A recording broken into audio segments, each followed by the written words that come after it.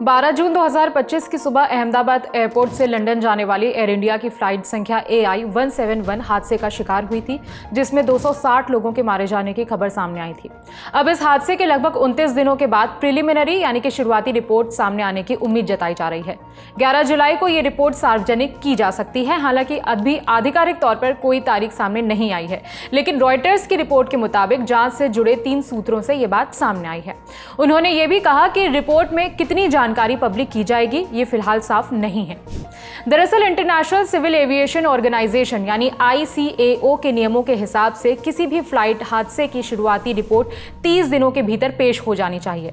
Bharat ICAO का सदस्य है, लेकिन संप्रभु देश होने के नाते ये फैसला खुद भी ले सकता है कि इन नियमों को कितनी सख्ती से पालन करना है। अब इसकी रिपोर्ट कौन तैयार कर रहा है ये भी बता देते हैं। भारत के एयरक्राफ्ट एक्सीडेंट इन्वेस्टिगेशन ब्यूरो यानी AAIB हादसे से जुड़ी रिपोर्ट को तैयार करने में लगा हुआ है। इसी हफ्ते AAIB ने संसद की एक समिति को बताया था कि शुरुआती रिपोर्ट कुछ ही दिनों में जारी कर दी जाएगी।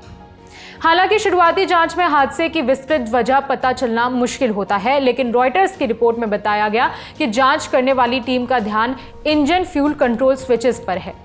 फ्यूल कंट्रोल स्विच क्या होता है, एयर इंडिया हादसे को लेकर इसका जिक्र क्यों किया जा रहा है, वो भी बताते हैं। ये स्विच प्लेन के दोनों इंजन्स को पावर देने का काम करते हैं। ये आशंका जताई जा रही है कि कहीं टेक ऑफ के बाद इसमें कोई गड़बड़ी तो नहीं हुई थी। हालांकि सूत्र ये भी कहते हैं कि अब तक की जांच में ये सीधे मैकेनिकल फेलियर की बात सामने नहीं आई है, यानी विमान के पुर्जे खराब थे, ऐसा कोई कंफर्मेशन नहीं है। एयर इंडिया के चेयरमैन की तरफ से भी पहले से ही कहा जा चुका है कि विमान के इंजन का रिकॉर्ड बिल्कुल साफ था, कोई भी मेंटेनेंस का पेंडिंग इशू नहीं था, यानी प्लेन टेक्निकली फिट था। इसके बावजूद हादसा हुआ और अब आंखें उस रिपोर्ट पर टिकी हुई हैं जो कुछ ही घंटों में या फिर कुछ ही दिनों में सामने आएगी। अहमदाबाद एयरपोर्ट से लंदन जाने वाली एयर इंडिया की फ्लाइट संख्या AI 171 टेक ऑफ करने के कुछ ही सेकेंड्स में हादसे का शिकार हो गई थी। टेक ऑफ के बाद ये ड्रीम लाइनर बोइंग 7878 पूरी उड़ान भरने के बजाय सीधे जमीन की तरफ गिर गया।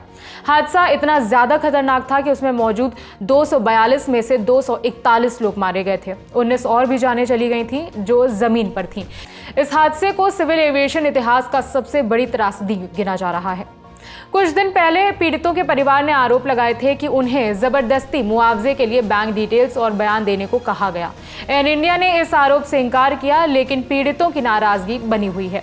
सोशल मीडिया पर हादसे के वीडियोस और तस्वीरें तो पहले से ही वायरल हो चुकी थीं, लेकिन अब लोगों की चर्चा उस तकनीकी वजह पर है जिस वजह से यह हादसा हुआ था।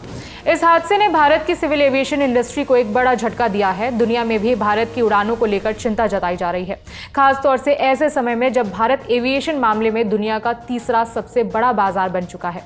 इस खबर में फिलहाल इतना ही। खबर लिखी है हमारे साथी दीपेंद्र गांधी ने। मेरा नाम है विभावरी। देखते रहिए दी ललन टॉप।